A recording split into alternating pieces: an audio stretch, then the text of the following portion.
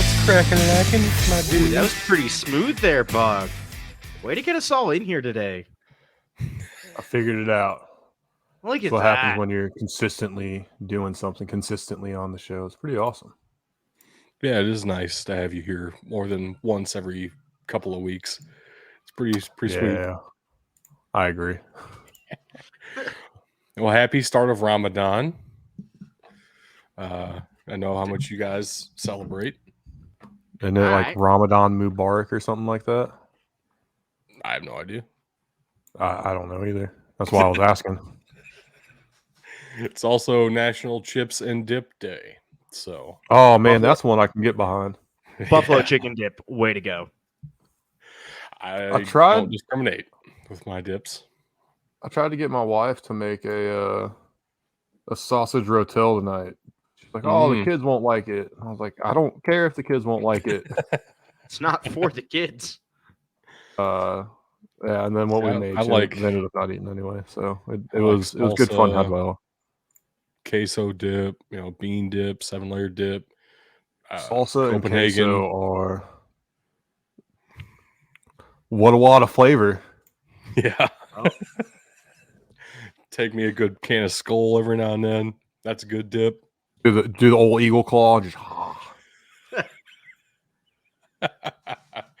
Anyway, let's go ahead and jump into some more draft prospect talk. We've been doing this every week for a minute now, and we're going to keep doing it until we get through everybody. So this is the Big 12, the Pac-12, and had to throw BYU somewhere. So I'm just gonna go here ahead we and go. I'm just gonna go ahead and say, looking at the title, I would take a 12-pack over a Biggie 12 any day of the week. You do what like about a Biggie 12-pack? Is that like a 12-pack of Tall Boys? I'm down. Or it's Actually, a that would- 12-pack of Biggie meals from Wendy's, going back to the 90s when they had the Biggies too. the Oof. Biggie bags. That would be tight. I'd get a 12-pack of Biggie bags. Hell yeah. That's why I am a big dude in the trenches. Anyway, Hell yeah. let's talk about some of these prospects out here in these streets. The BYU, Big 12, and Pac-12 streets, I guess. I didn't plan that, so that you could tell. But let's start with some offenses, as we've been doing. Start off with the teams who had enough players to actually make their own slide. And this is your national runners-up, TCU, and Big 12 runners-up as well. They didn't win shit this year, technically. Oof. Except for the bowl win over the team up north, which I am thankful for. Look, the dude that I really want to talk about here that sticks out the most to me, believe it or not, is Quentin Johnston. I think he's got the highest prospects in the NFL. Everyone's going to be looking at me like, hey, why aren't you talking about Max Duggan? I'm not too sure he's exactly draftable. Not very impressive, but Quentin Johnston definitely has what it takes at the next level as a big-bodied 50-50 ball wide receiver. That's really been the problem with Quentin Johnston, though, is that he doesn't use his size to win like you would expect him to at, what is he, 6'3", 6'4", maybe? 6'3", 208. So you would expect a big body receiver like that to be physical at the point of attack and to go up and get those 50-50 balls. Quentin Johnston plays receiver as if he is a speedy route runner kind of a guy. Tries to create separation instead of beating you with his size. That can be a good thing, but you need a little bit of both, especially if you are big enough to win those. That'll be something Quentin Johnston needs to develop, and that's a big part of why he has been slipping in some recent draft conversations. A couple of months ago, he was the clear and away number one receiver in this class. He might not go in the first round. So what's I interesting still to me about expect him that? to. What's interesting to me about that is, again, limited exposure to him during games, so I can't really see him in game situations. But he's definitely got the power to go up and get those balls as well. So why he's not, I don't know. But a 40.5-inch vertical is definitely something you don't overlook at. And as we move on here, I guess it is time to talk about Max Duggan. We have a question from Big Ben 44. Doug, I'm going to put this on you. Who is more draftable, Max Duggan or Stetson Bennett?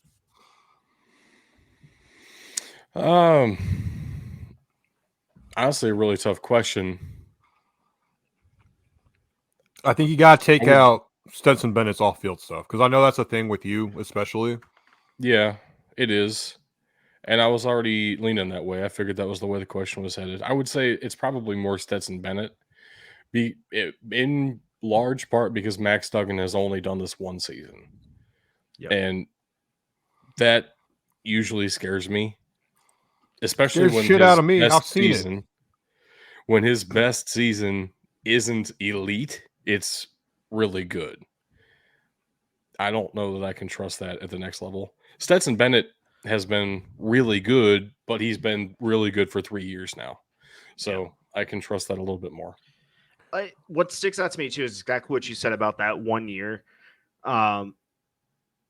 Look, even though he went all the way to the Big 12 championship, they lost, beat the team up north, and then lost again in the national championship. There's something, and nobody really knows what to call it, the win factor, the it factor, whatever it is. Stetson Bennett has put that together now. You can trust that he has whatever that factor is, that it factor, to maybe scrape away a couple wins. I don't necessarily know that Max Duggan does. I don't know that Stetson Bennett has either. You look at the talent around him at Georgia. That's a completely different conversation, though. Speaking of that talent at Georgia, I wonder how much that national championship game hurts all these guys. And I'm not just talking about Max Duggan, who underperformed on the biggest stage of the year. Quentin Johnston, who also underperformed by and large. And then, our big guys on the offensive line, they also underperformed. Duggan was under pressure all night. Now, that's not to say that this wasn't a good team and these players aren't good. Yeah. But your last game film with the system that you know and have performed very well in to the point that you got to the national championship. Yes, obviously the team looked very bad because of that. I think that's just kind of how it played out. But how much does it hurt the players as individuals? Because you can look, nothing was executed well by anybody, and that kind of was what led to the result that we saw back in January. So I think with that, I'm going to go kind of with what Doug was saying, where 1 year scares him. I don't think that one game is going to scare me off, especially these top end guys, especially when you're playing the number one defense in college football. I am not shying away from Steve Avila. I want Steve Avila on my team. He is a solid guard all the way around. He's actually approaching tackle size, I believe. Give me a sec to confirm that. Yeah, 6'3", 332. Yeah, 6'3.5", 332. He would make a very good offensive tackle if that's what they want to do. But in other words, you're looking at this. He has some experience at center. Teach him to play tackle a little bit. Now you've got a guy with 5 position ability on your offensive line, and he's good at it. That's a solid situation. Steve Avila is definitely going in the first round. You got Allen Alley that's got similar measurables as well. Yeah. Steve Avila is the better athlete of the two, definitely, and that'll help him with his draft stock. I want to say, too, though, when we're looking at TCU Georgia, I really don't see a world where anyone is surprised if TCU loses that game by 28 points. Yep. The reason everyone's surprised is because they lost it by 42 instead of 28. Who gives a shit at that point? It's the same effect, right? Yeah. Honestly, that game went about as everyone expected it would. Just the final score was startling because it was so high for Georgia. TCU couldn't score. But everybody saw that TCU wasn't going to be able to hang with Georgia. Yeah. I mean, we said that at the beginning of the season, it held true to the end, even though TCU was still surprising in their conference. There's nobody in the Big 12 that could match with Georgia. We knew that already. So I don't necessarily hold that against the guys. Steve Avila has been getting some love because of his athleticism and because of his size for a potentially being the first or second interior offensive lineman off the board. I agree with you, Bug, that Alan Ali is probably more deserving of some hype than he's been getting from anywhere. But Steve Avila is really good. So we're looking at an early day 2 guy there at the latest. Steve Avila might find himself in the first round. It looks like Alan Alley just didn't do a bunch of stuff at the combine. Like he did a vertical. We don't have any measurables for any scores or times or anything for anything else. Now, what we don't have in our tracking chart, though, is how they looked in the on-field stuff. I have some comments for some of the offensive linemen later, depending on how I remember them, to be honest with you. But that's one thing to keep in note, too. It's not all about the measurables and the off-the-field workouts. Sometimes it comes down to the on-the-field workouts as well. But you're right. Only jumping a vertical as a center, that doesn't tell me anything, frankly. Right, and with his size and his measurements, like a lot like Steve Avila, he could bounce around pretty much anywhere you really wanted to put him on the offensive line, and he's got all that experience at center, which is invaluable in the NFL with the way players get hurt. Yep. Honestly, he's played center almost exclusively in college. SMU transfer, only with TCU this past season, but played center all of their games this year. So pretty interesting prospect there, honestly. It's both of these guys are big for the interior. They're a little bit small for the tackle spots, though. So it's like, where exactly do you put them? Where exactly do you want to develop them? I would still draft Ali, but what tiers do you have in their respective positions for Darius Davis and Kendre Miller, though? Those guys are hard for me to place right now. I'm not. Again, the absolute top of the running back side. We're going to talk about the number 1 running back in the draft here coming up later. Is absolutely nuts. But you get to the middle tiers and nothing really sticks out to me. And then Darius Davis, I think, is just getting washed down in what seems to be a heavy pass catcher class, let alone just wide receivers.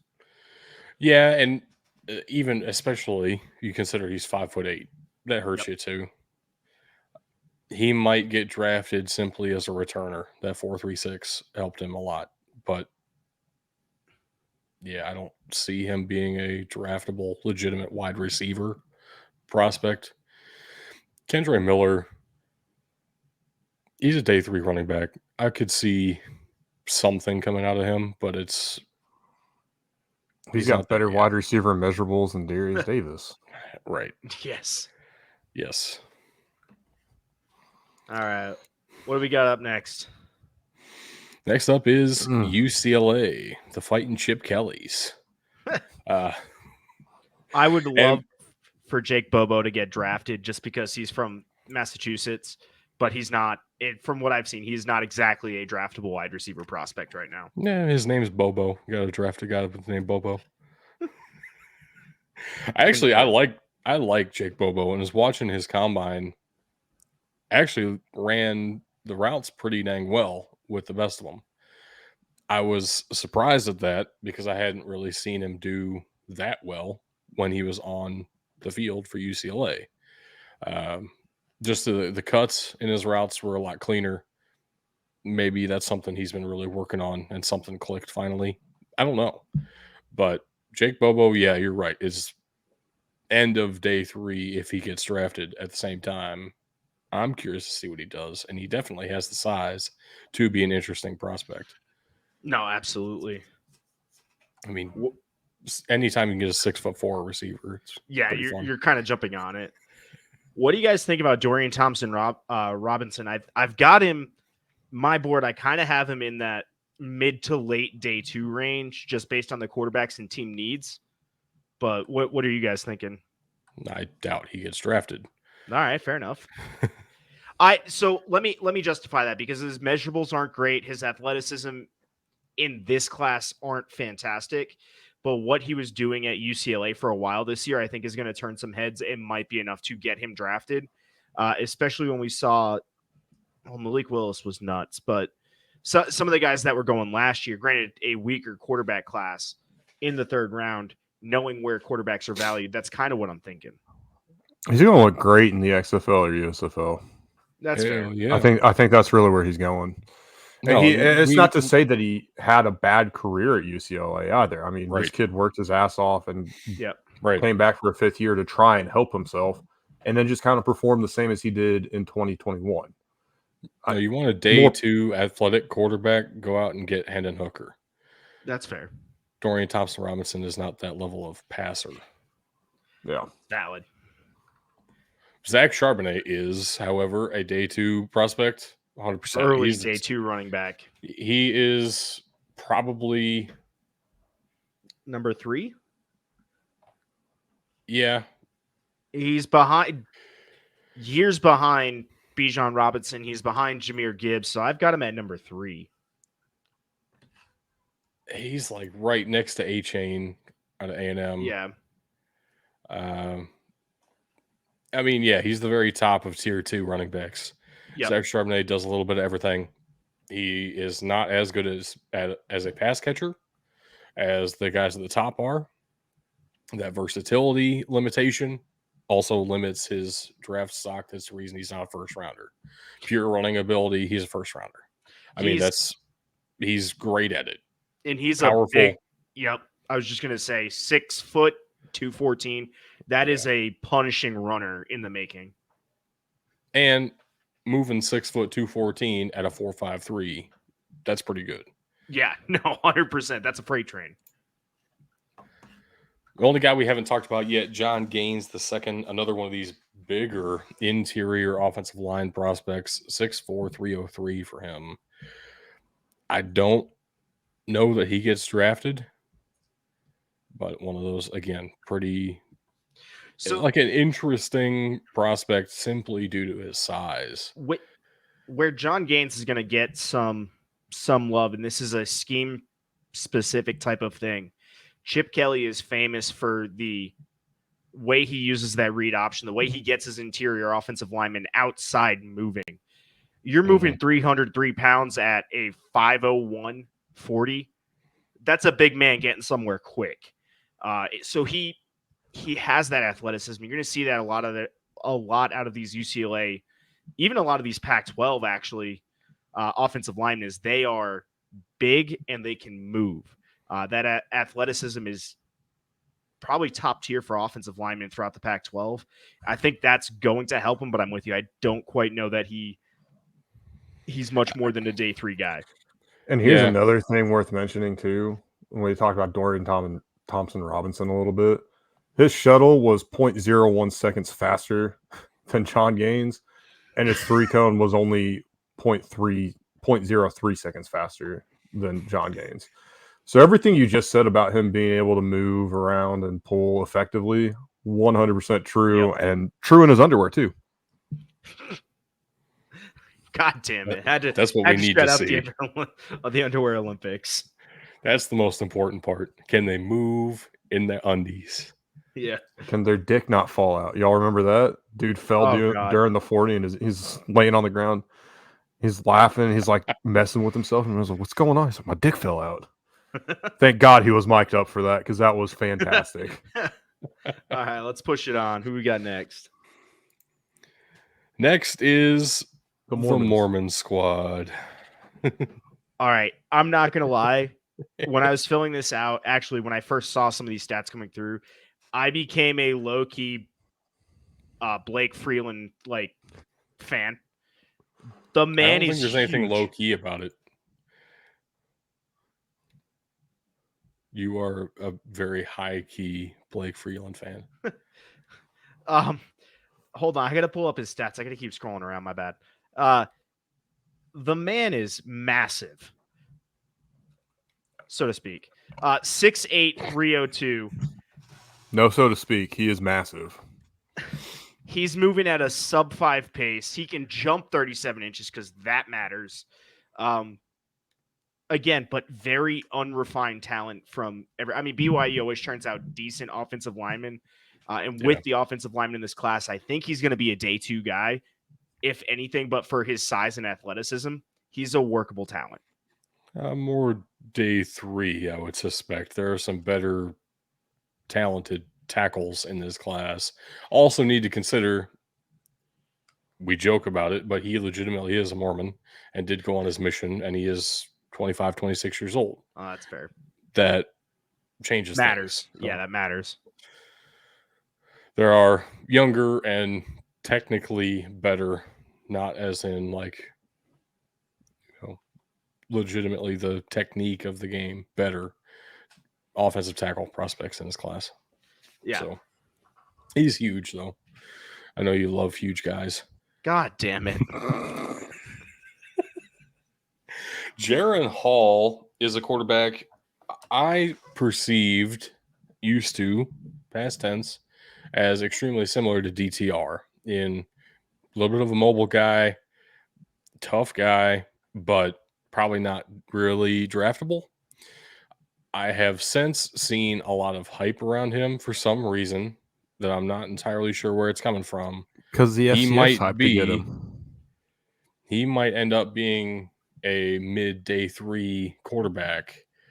And I don't know that I would hate that, but Wouldn't love it. I wouldn't necessarily want Jaron Hall as my backup quarterback. But we'll see. I mean, Miami just signed Mike White, so I might be interested in Jaron Hall. Mike White's the fucking GOAT. What are you talking about? You better hope Goated Tua with gets the hurt again, sauce. just so you can have Mike White playing quarterback for you. You Hell go yeah. undefeated the rest of the way and get yourself a ring. Puka Nakua? Is that how I say it? I like to call him Puka Nuka, and I know that's not right, so go ahead. Whatever you said's fine. I said Puka Nakua. Puka Nuka. It's way more He fun. seems like another, honestly, just looking at it, BYU this year didn't come out like everyone thought they were going to, and I think a part of that was losing Zach Wilson. He looks like just another mid-wide receiver to me. Nothing super special. I don't know. Yeah, I've seen some day 3 talk for him, but I don't expect he'll, mostly because of his performance at the Senior Bowl, which was pretty great. I don't think there's been too much other conversation around him. Like mid-season, there wasn't much. 6'2" guy, though. I mean, you like that somewhat bigger bodied receiver. I mean, even at 6'2", there aren't too many receivers that much bigger than that. So, No, that's fair. Potential. Yep. Moving right along, though, we have our first disgusting slide of the week. And for the record, all of the rest of them will be this gross or more gross, potentially. Okay, hold on. It's an abomination to the Lord. No, Ben, you haven't seen the joke on the slide. Look at Oh, all I the see picture it. side.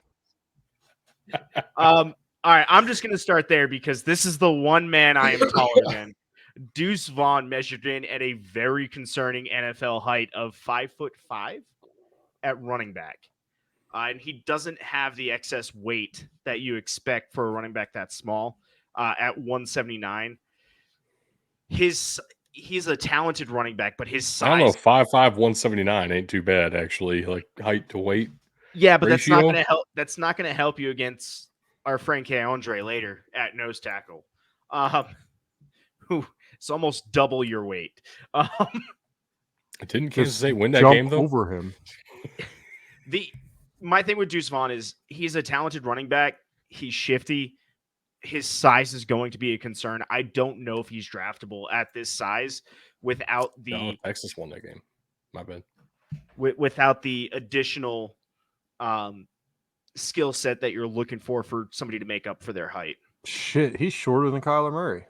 He's shorter than me. That's impressive. I'm 5'6". Are you, though? It's not what it said on Tinder. Hold on. I can say sometimes the Air Force measures me in at 5'6.5" or 5'5.5".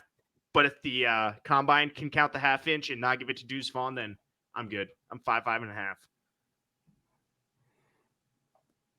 That Okay. half inch matters, I'm telling you.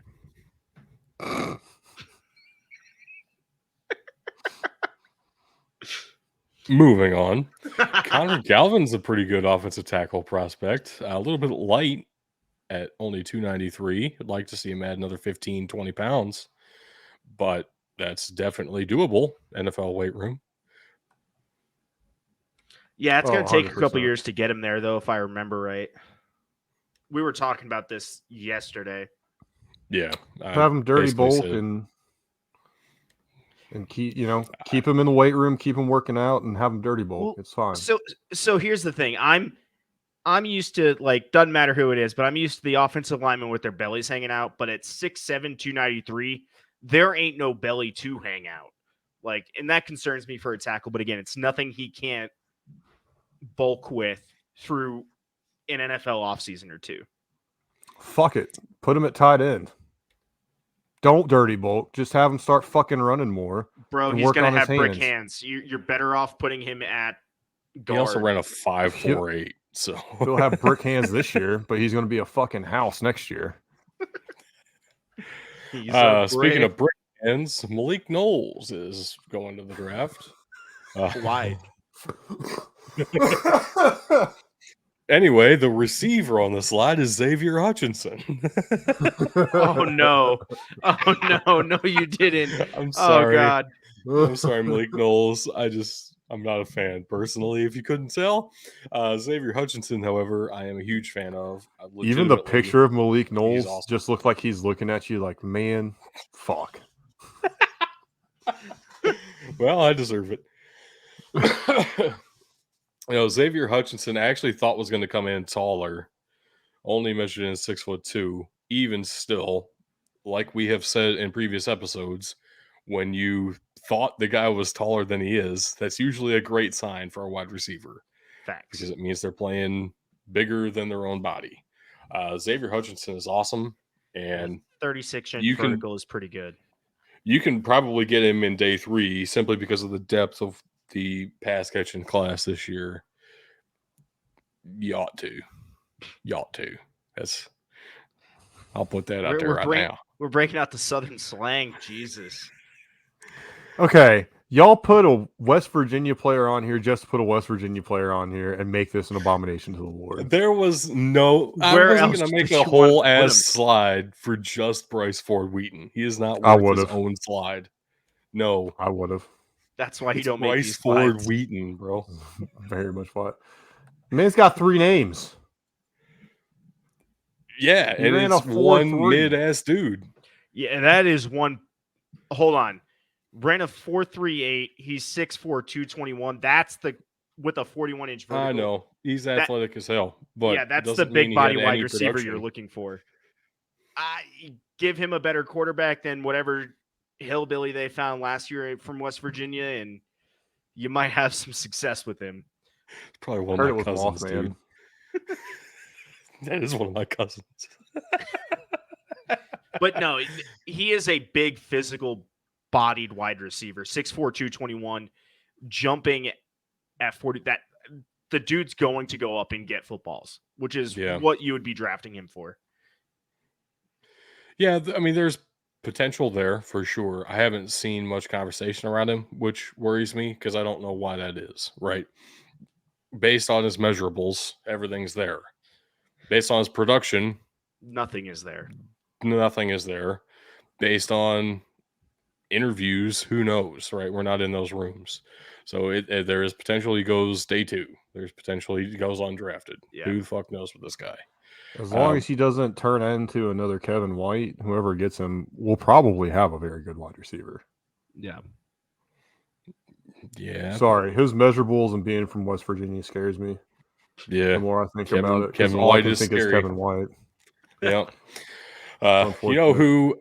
There is a receiver on this slide though, who everyone's kind of forgetting about, as opposed to never knew about, and that's Marvin Mims. See, but every time I hear his name, I just remember that catch against Nebraska that he caught while falling behind the defender. I mean, he's made somewhat like everybody taught. Everybody was all hype about the Odell catch when it happened 3 years ago, 5 years ago. Fuck, Yeah. it was probably 10 years ago at this point. But I think Marvin Mims has better hands than Odell with some of the catches he's made in his college career. Well, and that's what concerns me because, like Doug said, it's everyone knows about him. You know the name. He's been doing this at Oklahoma for a few years now, but the talk has been quiet, and that concerns me because he is a very talented wide receiver. Well, who the fuck was throwing him the ball this year? That's half the problem. Dylan Gabriel. Ben hates Point Dylan taken. Gabriel. Point taken.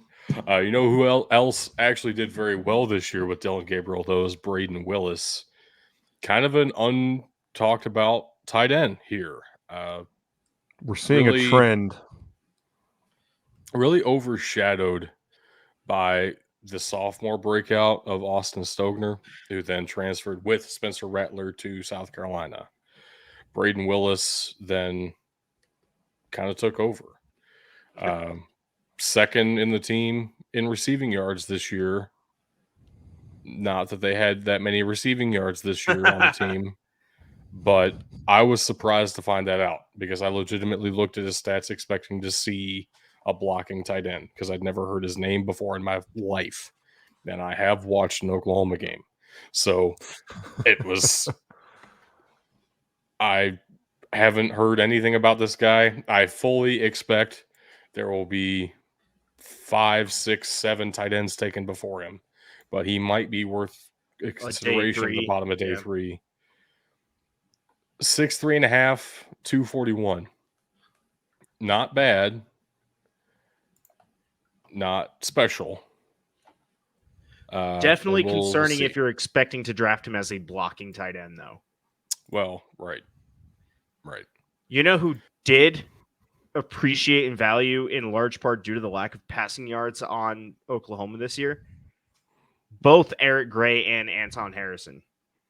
Yeah. Both grading out very well. Eric Gray is another one of those kind of top of the tier 2 for running backs, mid to probably a day 2 selection. Anton Harrison, again, probably in that same range, if not, depending on how the tackles go, what you're looking for, a late day 1 pick. Yeah, so we've already talked about the top 3 tackles, and then there's a split. People argue how clear that split actually is, but the next 3 include Anton Harrison, Darnell Wright, DeJuan Jones in there too. So there are some clear tiers of left tackles, offensive tackles anyway. As far as right tackles go, Wanya Morris is a insane prospect.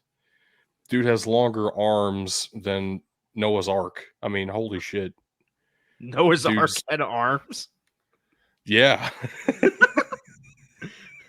They weren't very long, but still, it sounds impressive. No, it's Wanya Morris is 35 1/8. That is very long arms. Yes. He's also extremely strong. He's known for being the strongest on the team. 6'5", 307. That's awesome. That's he is a good right tackle. Purely a right tackle. Yep. I do expect DeJuan Jones is also purely a right tackle. And the thing Wanya Morris has going against him, DeJuan Jones is an even more freakish athlete and freakishly huge human. So bad timing, I guess. But Wanya Morris is a fascinating right tackle for you if you need one of those. Yep. Do you have anything to add about Eric Gray? Like I said, tier 2 running back. More towards the end of tier 2 for me, though, honestly. I don't know how big my tier 2 is yet either. We'll see. That's fair.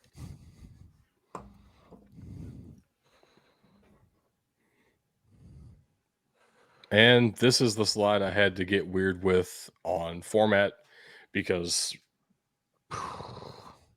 I just had a couple of running backs. I had to throw them somewhere. Also, Earl Bostic Jr. The player from Kansas. That's crazy to me because Kansas did have a few decent players this season. Yeah, but none of them were draft eligible, other than Earl Bostic Jr. at left tackle. A surprisingly big guy, I thought, 6'6", 309. I didn't think he was that tall, and I guess blame that on some Jayhawks ignorance on my end. But I was kind of impressed. Look, Kansas, when was it Jalen Daniels went down this year, had a lot of Mhm. issues. The left tackle was not the issue, and that's going to bode well for him. But again, he's not really in those top 2 tiers for left tackles, so you're probably looking at a Potential, maybe mid day you 3. take him on day 3. Yeah. Yeah. I'm a little more generous in my grades because I'm tired of saying everyone's day 3 because I feel like that's all we've been saying the past 2 weeks. Rounds 4 through 7 I know, are day 3. I know. Most people, if they get drafted, will be drafted on day 3. It's how things work. So is Bijan Robinson draftable? No. Not at all. He's a bum. Off my board. I would legitimately, he's the type of running back I would take in the top 10. Even still, with running back positional value, I don't give a shit. Bijan Robinson is a difference maker. He does everything you would want him to. I just have a personal vendetta against his grandparents. That's all. What?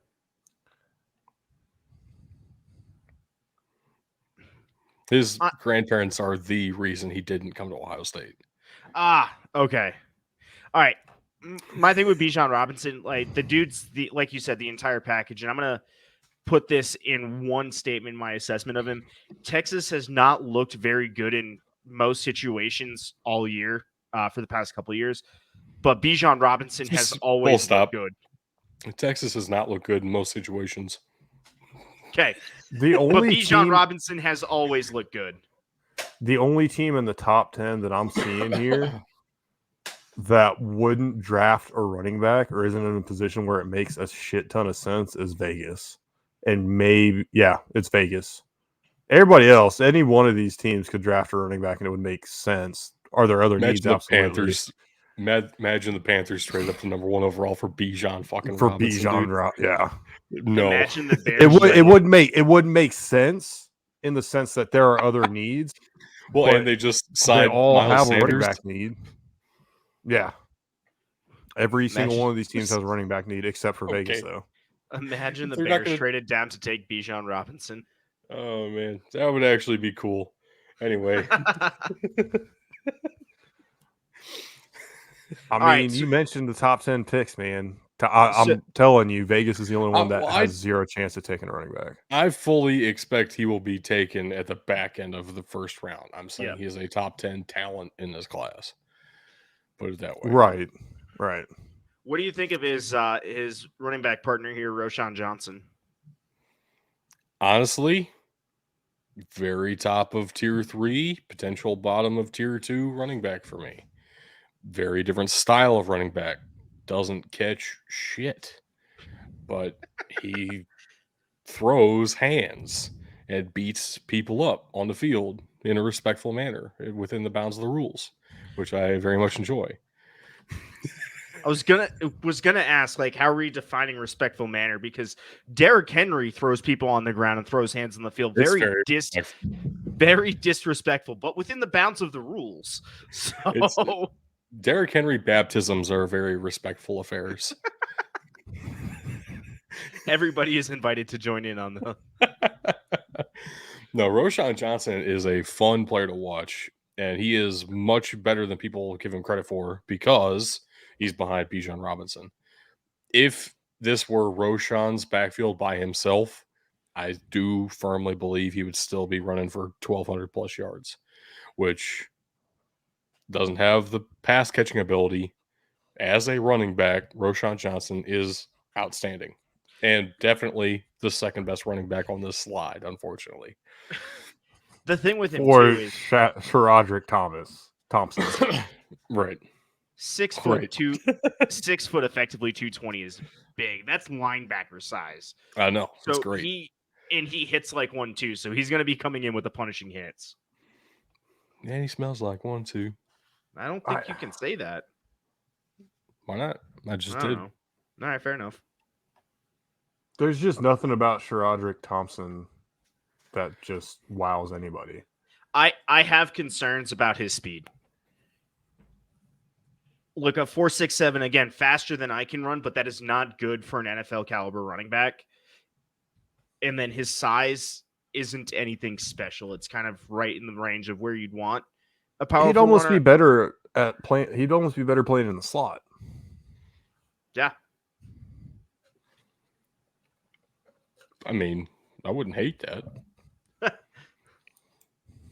I don't know how he's at catching passes, but we'll An find out. abomination to the Lord. An absolute abomination to the Lord. We have Duckface Yeesh. Beaver Carnage, a.k.a. the Civil War, going on here. Yes. Disgusting. Yeah.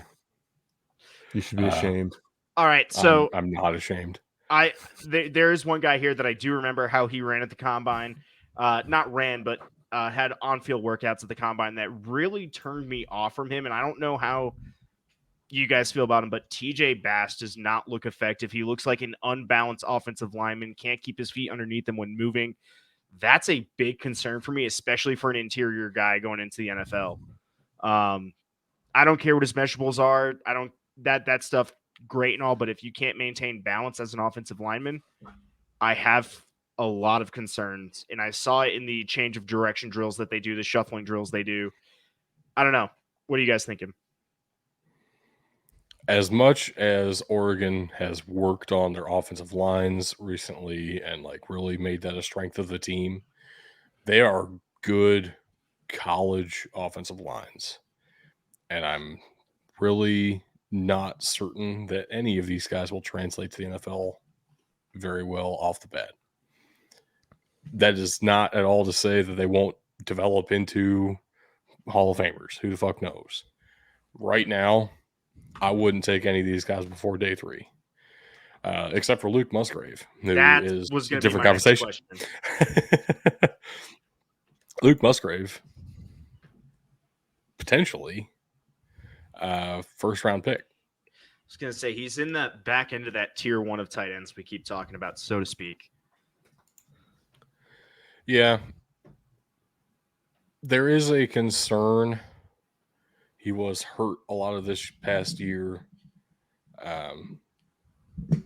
Medical seems to have cleared him, at least at the combine. Everything seems to be okay as far as we know. He's an impressive receiving tight end. And he's got the speed to back it up, too. The thing that hurts him, as far as being a potential first rounder, there is probably a better receiving tight end that we haven't looked at just yet, but it is in this set of slides. That is probably also a first round pick. There is a tight end out of Notre Dame who does a little bit of everything, who we talked about last week. And then there's Darnell Washington, who... Freak of nature, Darnell Washington, yeah. Yeah. Yeah. Look, 6'6", 253, and the dude's running a 4.61. He's going to find a home, and he's going to be used in year 1. The question is he a day 1 or early to mid day 2 pick? Either way, this is you're not going to be upset if your team drafts Luke Musgrave. Right. It's most likely he ends up going in round 2, in part because of positional value and in part because of, it depends on which tight end you like better at the time. But it only takes one team, and I certainly think there is a world of possibility where Luke Musgrave goes a lot earlier than people are thinking. That's fair. Looking at you, Green Bay Packers. Yeah, they did just get rid of Tunyon. It was awful nice of them. And if they have a second first-round pick, thanks to the New York Football Jets, self-proclaimed best player in franchise history, going to the New York Jets. Fuck that guy. Anywho, let's get on down to Stanford and USC. Another Great slide. abomination of a slide. Great slide. Disgusting. Also, Travis Dye used to play for Oregon, and that still I knew messes that. with my head. Yep. That's such a beautiful mustache, though. It really is. That makes him draftable for sure. Draftable on mustache alone. Obviously, I want to talk about Andrew Voorhees, but I kind of want to save that for the end here because there's a lot to get into with that. But Jordan Addison's another guy that I feel like has climbed up boards as far as wide receiver goes, really since we started entering this draft, like mock draft time of the year. Because before we really started talking about mock drafts and the draft in general, he was a great wide receiver, and then all of a sudden, some boards get released. Todd McShay and other guys and Mel Kiper start releasing their big boards. And look, what do you know? Jordan Addison's number 2 or 3 as far as wide receivers go.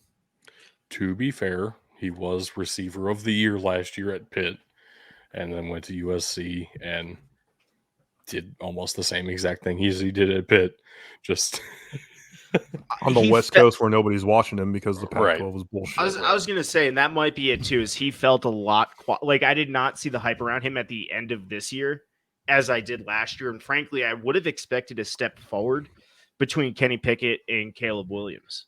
I remember all of the hype last year for his where is he going to transfer to watch, and then his combine results definitely a little bit lower than I would have expected, especially on his speed. I know he's known for his speed. He just did not run well. 4.49. It's not slow for the average human being, but when you're looking at a 5'11" wide receiver that's known for their speed, you're usually looking in that sub 4.4 category. Well, that's the crazy part. That's the crazy part. Is I feel like he's kind of he's been unstoppable as far as the draft goes. Like the combine didn't hurt him. Being at USC, which is a historic program, deserves a lot of credit and respect in that, in that nature. But being on late night and people not really being as familiar with him this year didn't stop him. I mean, I don't want to say there's too much hype around the guy because, like I said, nobody was really talking about him during the year. Everything was focused on Caleb Williams. But it's wild to me that he had, a quiet season and then is just like, oh, yeah, everybody needs to be looking at him if they need a wide receiver. So it sounds like 3 dudes hating on Jordan Addison right now. I do want to change that a little bit because I do think he is worthy of a first-round selection. Yes. Jordan Addison is the best route runner in this class. And there are a lot of good route runners in this class. The good thing about being a excellently skilled tactician of a route runner is that you do not need 4.3 something speed. It's good to be under 4.5 with that ability. There are some excellent wide receivers in the league who ran 4.6. There's nothing stopping him from being phenomenal still. Yeah. And he has shown most of everything you would want to see out of a true top tier receiver talent. And same thing we talked about with Max Duggan. He only did it 1 year. Jordan Addison has now done this 2 years in a row of extremely high production at 2 different programs with 2 different coaches, with 2 different quarterbacks. Jordan Addison is a fast learner and yet comes in already knowing his stuff. Yeah. That's perfect. So I understand the concerns. And I understand, production wasn't exactly the same. He didn't go for 1,400. It was only 1,200 yards. Who gives a shit? At the end of the day, this man is a fantastic wide receiver. I personally would not take him as the first receiver off the board. He's not my favorite style of receiver. Some team will love him and will fit what they're looking for at wide receiver. And he will be a first-round pick. I want to kind of pivot here because I agree with. I know I was the one talking him down, but a lot of that was just I hadn't been hearing about him as much. I do kind of want to pivot to the wide receiver that as I was filling out his combine results, including his height and weight, I had to stop halfway through the next guy and go back. Elijah Higgins is big for a wide receiver at 6'3", 235. Not your fastest guy out there, but he doesn't need to be. Again, another one of those physical outside wide receivers that are going to get up, climb the ladder, and get you that football. Does that translate to the NFL? Is he a draftable prospect? Like 235 seems to be too heavy for me for a wide receiver. How fun would it be for him to move to tight end? That's exactly what I was thinking. Stanford is so good at producing tight ends. It's like Stanford and Iowa, man. They're the two tight end U's. We just saw Cody Latimer do it. Put on a little bit more weight. Go be a tight end. That's what I'm saying. Here's how you kind of attempt to block. Well, I mean, it's not like Stanford was throwing the ball all that much anyway. So he knows how to block. He's had to do it several times. Same with Michael Wilson, right? 6'2", 213. I mean, he's not a small receiver either. No. More receiver-ish sized than Elijah Higgins is. But still a pretty big receiver. So the questions, of course, come in when you see these huge receiving targets. Why in the world did Tanner McKee only throw for like 13 touchdowns and 8 interceptions on the year? Because Tanner McKee is going to get drafted. I was going to say because he's not even going to get drafted into the XFL or the USFL. And after that kind of a season, why is he in the conversation as potentially the 5th best quarterback in this class? Because quarterbacks get over. Because Ryan Pace has a job somewhere. Also that. Tanner I don't know. McKee has almost the same exact resume as far as NFL teams will be concerned. He has nearly identical resumes to Will Levis. He has the height, the weight, the arm that you are looking for. His production in college is dependent on a couple of things: scheme, talent around you, the teams that you play. Like, all these things factor in. Can you turn those traits into a winning quarterback? That's what NFL teams want to bet on. Tanner McKee has the traits that you're looking for in a traditional quarterback prospect. That makes him valuable. I don't know if he will work in the NFL. I do fully expect he will be drafted and probably higher than he deserves to be. Like, this is a potential 2nd round guy. What? Yeah. I'm not kidding. And I kind of wish that I were, because his stats are fucking atrocious all 4 years at Stanford. But he has the traits. And plenty of people are interested enough. Look, you know what's fucked? What's that? Go ahead, Tug. Go ahead. I was going to say, I understand wanting to draft somebody and develop their talent, right? Like, you take some raw athleticism, you refine it into the player that you want them to be. I don't know if that's a bet I'm taking on a quarterback in the 2nd. I mean, shit, look, the Packers did it a few years ago with Jordan Love, and everyone's afraid for them now. I'm not. I'm excited as shit. You know what's really fucked? It doesn't seem like the Packers are afraid for themselves. You know what's really fucked is that Tanner McKee's going to get all this hype. Yeah.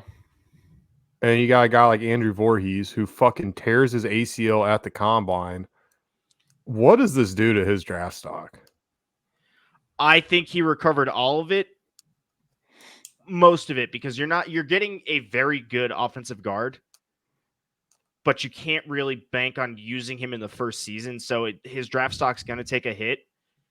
That being said, the man still went looking at it because the 40 was the first thing they did. So hold on here as I get to him. So 40 is the first thing they did. Tears his ACL, stopping from that. Still jumps 29 inches. Still jumps another 8'9", and then sets the high for this year on the bench at 38. You're still getting an extremely athletic offensive guard. I expect it to do to him what Jamison Williams' ACL tear in the national championship did to him last year. It might keep him out for most of the season, if not all of it. but teams are still going to be very interested. I just want to throw out a recent example of a quarterback who's been drafted way too high. Mitch Kyle Trubisky. Trask. Yep. Kyle Trask was a second-round pick with God damn. startlingly similar resume to Tanner McKee. Look. Mitch The Trubisky Buccaneers was are a number not 2 overall known. pick with a startlingly similar resume to Tanner McKee. Look, the The Buccaneers Panthers traded up to number 1 in order to get Tanner McFucking-Key. God damn it. I'm done. We're done. We're done with this slide. Disgusting. It's the grossest thing I've heard all day. You're welcome. Glad I could provide that for you. Here's the other receiving tight end that everyone loves. His name is Dalton Kincaid. UW. He's incredible. He is probably my favorite tight end in this class. Yes, I do have a personal vendetta against Notre Dame. I hate them. They suck. So does any player who ever went there. Dalton Kincaid's great. Just ask the Brahmas. Is that a mullet on Jackson Kirkland? No. Just the way No. it fades in the back, I could have sworn that it was. Just a really shitty haircut. That's all it is. Yeah. No, Jackson Kirkland is the kind of guy who came out of high school, huge hype. And everybody was just salivating, waiting for him to enter the NFL draft. And he played like 3 really stupid mid years at Washington. And now everyone's like,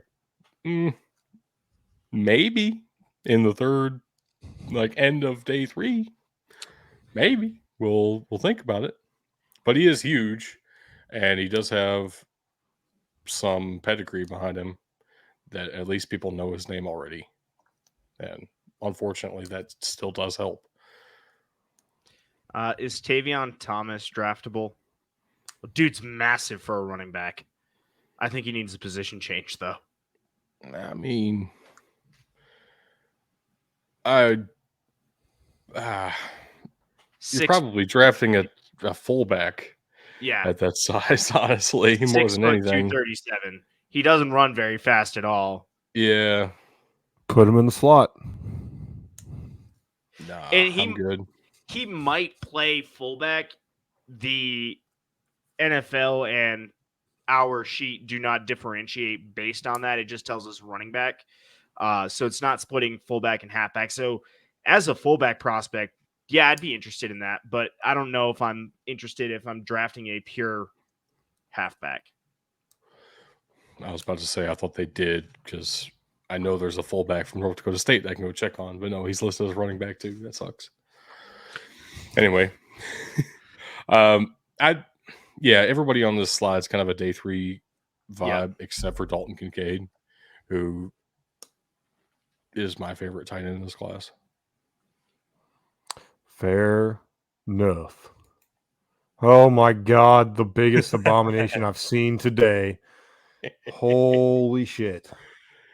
You're welcome. Here's the thing. There was only one defensive player from each of these teams. So and they all run the same scheme. So I just threw them all in the same slot. They all run a 4-3. Stanford only has 1 corner coming out. Utah only has 1 corner coming out. Which is crazy. I know.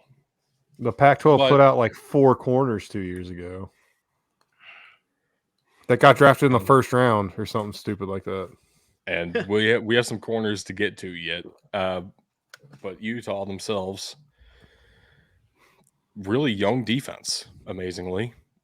Stanford, you hope that defense was young because they played like ass. So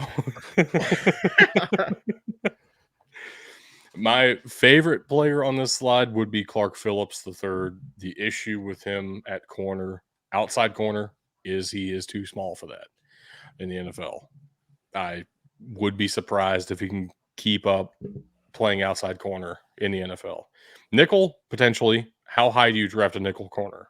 Tug, you know the answer to this? Too high. Better not be in the first round. That's the right answer. So we'll see what happens with Clark Phillips. Kyu Blue Kelly is a potential end of day 2 corner. Like, he has some good traits that you're looking for there. Not as long as and not as tall as I thought he was going to be, only 6 foot, but we'll see where he ends up. I kind of As like far as- Lonnie. I was gonna yeah, say I was going to say, I like Lonnie Phelps. He's fast, dude. He's a little bit smaller. He's gonna be your maybe a 2-point stance edge rusher. He's not necessarily gonna be your hand in the dirt defensive end, but he gets to the quarterback and he makes no bones about it. He has no issues with that. He's good at what he does. He's just very schematically limited in that because he doesn't necessarily have the size. 6'2" is good. The 244 is a little light, even on the defensive end. If you're looking for a true defensive end side, yeah, that's an outside linebacker, edge rusher type. I mean, he could see him working in a 3-4 edge 3-4. rusher position. Don't put him in a perfectly. 4-3. Which Kansas did, so fuck him, I guess, right? Yep. Exactly. Fuck him. That's why. And then Nesta Jade Silvera here in his Miami polo, even though he plays for Arizona State now, or did last year. Did, yeah. Love that. Thanks for the updated picture, Arizona State. Preach. Fork him. That is a much more true defensive interior lineman, though. 6'2", 304. Yeah. He's going to plug some holes. He's going to get looks. Again, probably a day 3 guy, but he's going to get a chance at a roster. Yeah. You have anything on Jalen Redmond? Yeah. Not really. Don't really have much on Tyler Lacey or Jason Taylor either. Diane Henley, though, is quickly moving up the boards in conversations simply because of his athleticism. Fantastic linebacker prospect because of that. I don't think he is the best middle linebacker out here, and he did play in a 4-2-5, so that'd be hard to do, be the best middle linebacker when you aren't a middle linebacker. But he is probably my 3rd favorite interior linebacker in this class. Also will probably be drafted ahead of one of those other guys. So, like, Diane Henley is a really solid linebacker. I am excited to watch his career, honestly. Like, I think he's a great player. Jason Taylor, I think, might get drafted off of name alone in pure athleticism. He's still not a great safety in terms of positional technique, but he's got the size. He's got the name behind him. People are going to link him to Jason Taylor, obviously, since he's his, father. But again, the production has not been there. Doug, I think your quote to me yesterday is that's evident because he was not invited to transfer to Ohio State when you guys got Jim Knowles. I mean, yeah. He did run a 4.5 though, which for a safety is pretty great. Yes. And then Tyler Lacey, yeah, nothing super special. He's athletic. He's a big boy, but he's not the biggest of boys, if that makes sense. 6'4", 280 ain't bad. No. 4 linemen, defensive tackle, that works. Yep. In college. Yeah, in college. There are I'm 3. 6'4", 280. There are 3 incredible players on this slide, and there are 2 interesting players on this slide. I think we should start with the incredible ones first. Get them out of the way. Christian Gonzalez is potentially the number 1 corner in this class. It's either him or Devin Witherspoon right now, according to most folks. I personally like Christian Gonzalez more because of his size and his range. His ball hawking skills are not up to Devin Witherspoon's ability. At the point of attack, maybe you like Witherspoon a little bit more. I think Gonzalez has more flexibility and more potential in the NFL, almost purely because of his size and athleticism. Potential top 10 pick, like maybe as high as number 6. That's realistic. Looking at the Lions, they need a corner. Even after they picked up a couple in free agency too. Noah Sewell is also really good. You may recognize, I just talked about the Lions. His brother got drafted, last year? No, 2 years ago? 2 years ago. On the offensive line, Noah Sewell decided to fight his brother every day, as a good brother does, and play as an edge rusher. Well, he's and listed as an outside linebacker, which is weird when they get into that distinction. Yeah. He doesn't exclusively rush the passer. Correct. He is best when he rushes the passer. Correct. And he is just an insane athlete too. Very fun to watch because of that. Honestly, I know Oregon still beat Ohio State when they played. Noah Sewell was out, and I wish I could have seen Noah Sewell against Ohio State's offensive line, because there isn't an offensive line like that in the Pac-12, unfortunately. So that would have been very fun. Didn't happen. Noah Sewell's still great. Probably not like maybe he sneaks into day 2 kind of a deal. Like his production just isn't there. His athleticism is off the charts. The other fantastic player on this slide that I really love is Siaki Ika, who could end up being a first-round pick at defensive tackle. I maybe kind nose of tackle. doubt it. Yeah. He's probably the best nose tackle in this class.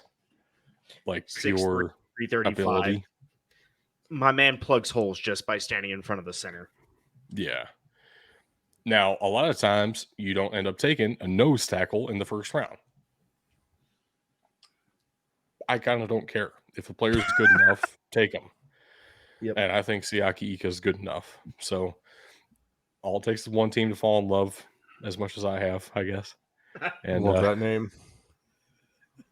Yeah, it's also very fun to say. Siaki Ika. Are we Love sure it. Daniel Scott didn't go to BYU? That's a very BYU name. More of a Cal face, though, gotta say. That's fair. Is he related to Cal Michael haircut. Scott? Ah, damn it. No, but he's a son of prison Mike. I don't know how to react to this. Here are a couple of my favorite players out of the Pac-12 in Rajon Wright and Alex Austin. And then a couple of my personal favorite players out of the Big 12 in Tyree Wilson and Dante Stills. They all play in a 3-4, and their positions made it to where they all kind of fit on the same slide. So that was really cool for me. I love Rajon Wright. He's like a day 3 corner, but I love Rajon Wright. And Oregon State has been so good for the last 2 years. It's been very fun for me. Tyree Wilson might looking like day 1 grades is what I'm seeing here. More than day 1 grade. He could potentially be the number 5 overall pick to the Seattle Seahawks. Would not be surprised. It is also theoretically possible that we get like everyone's kind of assuming that it's going to be quarterback, Will Anderson, quarterback. Then what do we get? And so, like, for the Seahawks, we're looking at Jalen Carter. Well, off the field stuff is a concern. The Seahawks do seem to care about that historically. And they paid for a defensive tackle in free agency, like pretty heavily in Draymond Jones.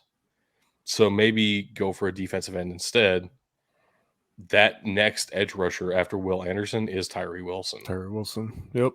So we were sitting there talking earlier about what was his name? The offensive tackle with the 35 1/8 arm. Wanya Morris.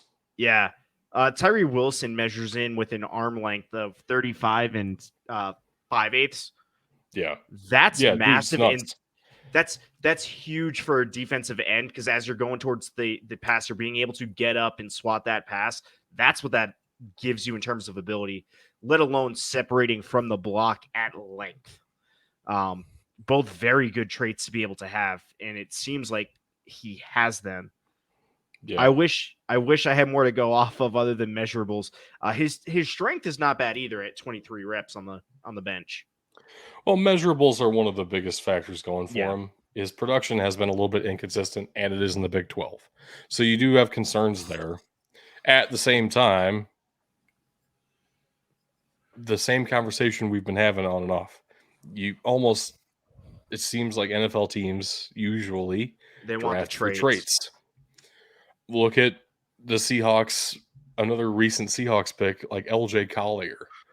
The dude didn't do shit at TCU. He still went in the first round of the Seahawks because he was a massive human being. Tyree Wilson might end up being the same thing, but actually like semi-productive Good. version of that. Yeah. Because LJ Collier's ass at football. So sorry if you're listening, Happens. but it's facts. Thanks for listening. Yeah.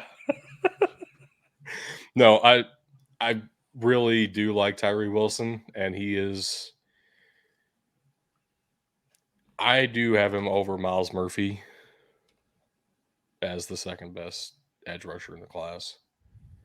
Like, he's very good. And then Dante Stills is a guy that I've just loved watching play for the last 3 years for no good reason. The dude's not really that great, but he's massive and maybe ends up as like a 7th round pick or a fair. UDFA. But he's just fun to watch for me for some reason. Like, he doesn't even have great stats. It's not like he's always lighting it up every time I watch him. It's just, I like him. Happens sometimes. It's fair. To you That's all more I got. than most, it appears. I know. Oh God. I know. The colors clash. I don't like this. Well, this one is really cool because we have Kansas State on one side, then down the middle we have USC, and then on the other side is TCU. So, kind of works. Anybody think about here it? stick out to you? Who are your favorites on this slide here, Doug? I have 3, 4 favorites. All on right, this what you slide. got? Start I with the know. most draftable of your favorites. Probably the highest selection in this class out of these guys on this slide will be Felix Anudike Uzoma. Potential second round defensive end talent there. Fantastic edge rusher. Also, potential second round guy is the defensive tackle out of USC.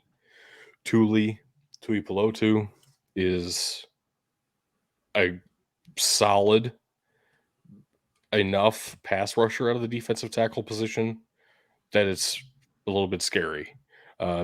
Obviously, you have to be good at run stopping if you play defensive tackle at a high level, but he's getting there as a pass rusher too, and that's incredible to see. And then it comes down to these corners, and I have no idea where these corners will end up going. I love both of these guys. Travius Hodges-Tomlinson. I mean, I seem to remember we were watching a playoff game, probably TCU versus Team Up North, and you were asking me, can I draft this guy? And that was Travius Hodges-Tomlinson. He is very good and covers basically everyone all the time. Does he play bigger than he measured in, though? 5'8" Yes. is a very concerning height for an outside corner. I know. He does play a lot bigger than that. Good. Like I thought he was 4 or 5 inches taller than that, honestly. So he comes in with the speed too at a 4.41. I know. Like, there are some things that help him. 5'8" sucks, though. Yes. You got to work on that, bro. That's the one thing he can't work on. Fucking skill issue, dude. On the other end there, Julius Brents is another awesome cornerback. In my opinion, probably the best defensive player on that Kansas State team, even after I just called out how much I think Felix Anudike Uzoma is probably the highest drafted player out of this slide. Julius Brents is awesome. And he's huge, so that helps. Yeah, he's compared to Travius Hodges Tomlinson anyway. Well, and again, he's got the speed. Honestly, yeah, and he's 6'3". It's the vertical that opens my eyes for Julius Brents. 41.5 inches, so you're 6'3", but you can play up to effectively 7 foot in terms of how you're going to jump in the game versus when you're doing the vertical jump. That's big. Those are those 50-50 balls that you're talking about. I know I said there were 4, but I actually like D. Winters a lot too. Me and linebackers, man, inseparable. Yeah, you have an innate love for linebackers. Yeah.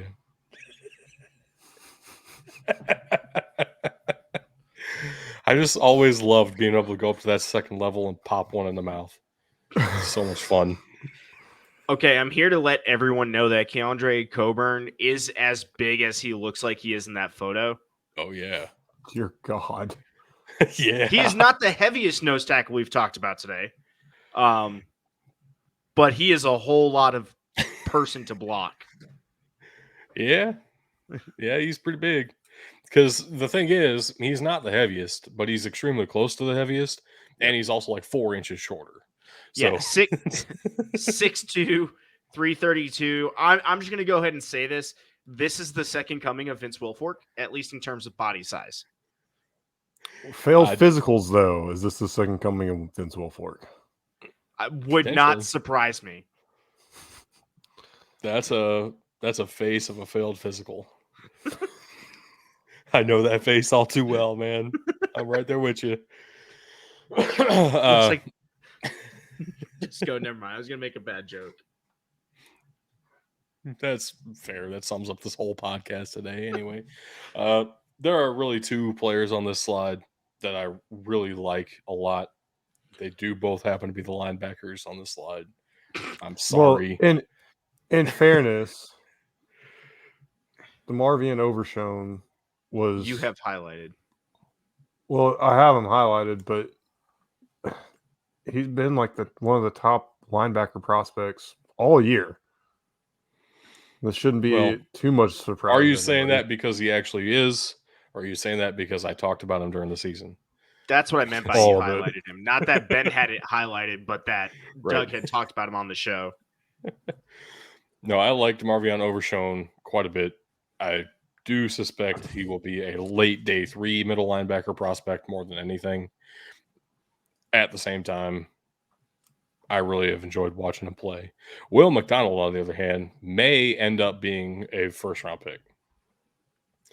Now, I know this is a 3-3-5. Will McDonald mostly is an edge rusher. Like, I don't think he really counts as an outside linebacker. We have him listed as an edge. Well, there you go. He's not really a defensive end. I don't remember seeing him put his hand in the dirt like all the time.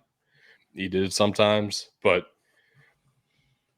yeah, Will McDonald is I guess that kind of makes him a scheme independent edge rusher, which he's really good at.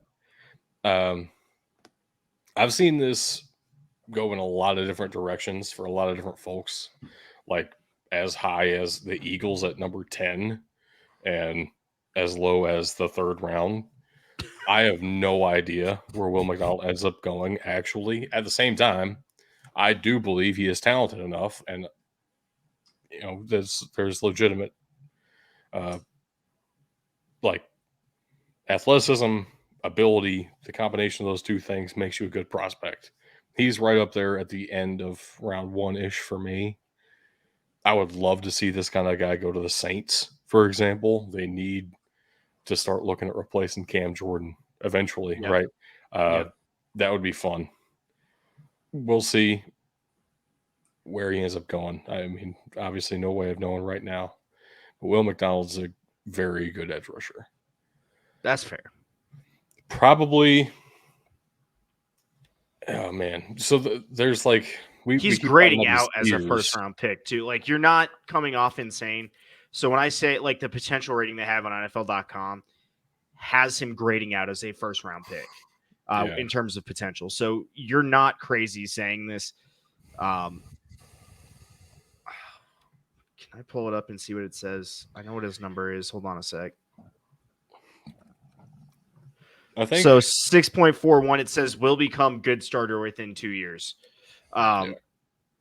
He's a solid dude. He needs a little bit of refinement, but he's going to be there. He's going to be a good long-term player, which is what you're almost looking for in the draft. So I was about to go into the way we've always been saying this is there are tiers of these guys. For edge rusher prospects, we're looking at tier 1 is Will Anderson. Tier 2 is Tyree Wilson, Miles Murphy. Tier 3 is a big hunk of guys, and Will McDonald, BJ Ojolari, that kind of range Are at the top. Isaiah Foskey, those kind of edge rushers who are pretty solid, like legitimate prospects. They're not Will Anderson level difference makers, which is unfair to hold that standard up. But Will McDonald, he's a great edge rusher. And then Moro Ojomo has a very fun name. Yes. I was about to say, I didn't want to leave this slide without at least saying Moro Ojomo once. That's just fun.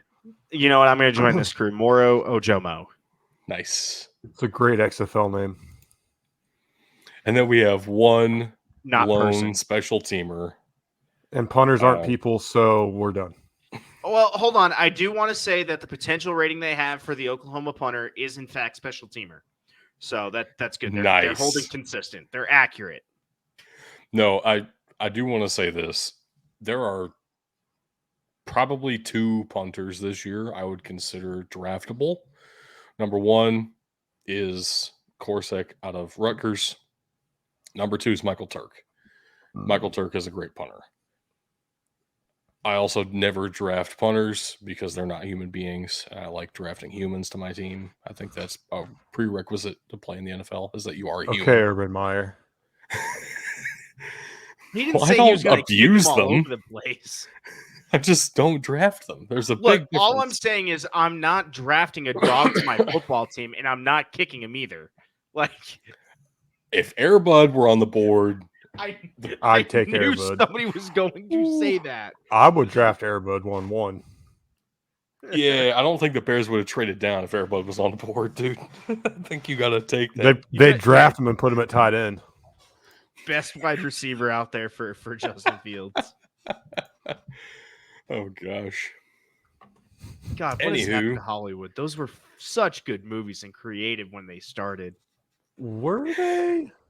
You just remember them fondly because you were like 6. That's what it was. Fact. So that is the Big 12, Pac-12, and BYU as far as draft prospects. Now, all of those guys that were up on the slides did get combine invites. Doesn't mean they all participated, but they all got combine invites, which is kind of how we narrowed this down. The next time we do a prospect preview series, which will be 2 weeks from now, because next week is a mock draft. Anyway, touch more on that in a second. The next time you see this in 2 weeks will be a whole lot of dudes who did not get invited to the combine because they don't invite too many group of 5 guys or FCS guys. And there are some dudes that we really want to talk about. So, I don't even know much about the Division II guys. I do have my limits. That's fair. You're not Bill Belichick knowing about Cole Strange is what you're saying. I mean, Cole Strange is in my wheelhouse, but that was FCS, wasn't it? Yeah. Was he FCS? He went to Chattanooga. Yeah. Yeah. I don't know why I thought it was D2 for some reason. Hell no. We were that surprised when he was drafted. I remember. I remember Doug being completely hammered and just being blown away that happened. He almost fell out of his chair. Doug, what if I told you Cole Strange was drafted? I don't remember this. It's not effective on me. I can't help you replicate the joke. I don't remember. We know you don't. We were there. We have video evidence, though. We can go find it. Anyway, back to my point. We will have a bunch of guys who did not get invited to the combine next time we do this. Because we're talking about group of 5, FCS, the smaller independents, aka not Notre Dame and BYU, couple of Division II guys as well. The Shepherd quarterback, because he exists. Also, there's a guy out of Canada apparently that's people are talking about. Going to play in the CFL. I don't think we're going to Who talk cares? about him. Fuck Canadian players. Let him play Canadian football. He's going to come down wondering why there's only 11 guys on the field. Doug Flutie. What was he at least played for Warren BC, Moon. though. The defensive end for Miami, who played in the CFL for years. Yeah, he kind of counts as a Canadian too.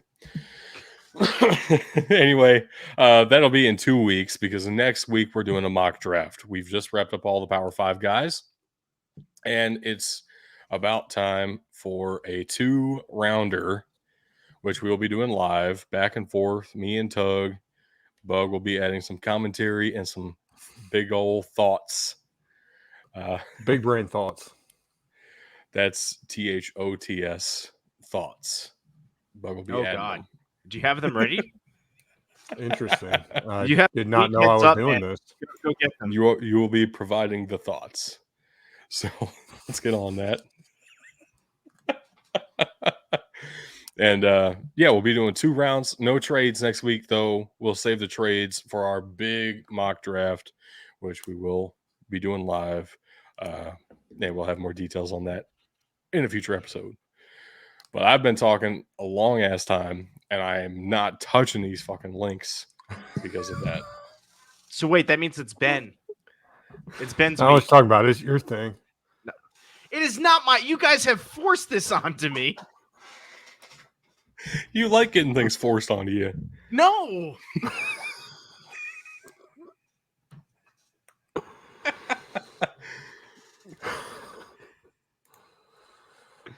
I love how it's a staring contest now of who gives in first. We're waiting. Yeah, I know. You guys fucking know I will just do it, so you just wait me out every time. Yes, sir. Correct. I'm so tired. All right, guys. Our links are scrolling below. Just think BDT Football anywhere. Patreon.com/BDT Football. Twitter.com/BDT Football. Facebook.com/BDT Football. Instagram.com/BDT_football. BDTfootball.com.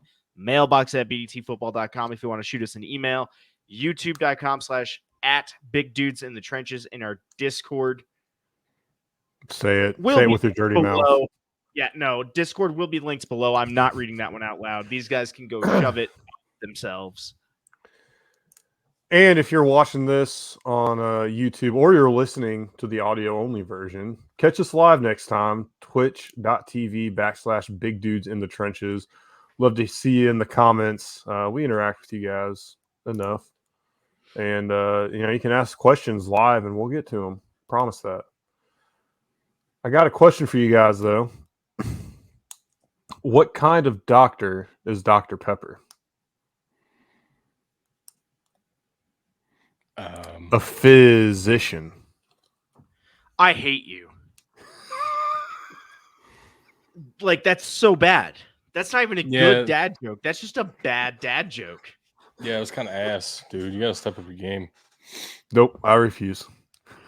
All right, ladies and gentlemen, that is all the time we have on the show today. Thank you for watching and for listening.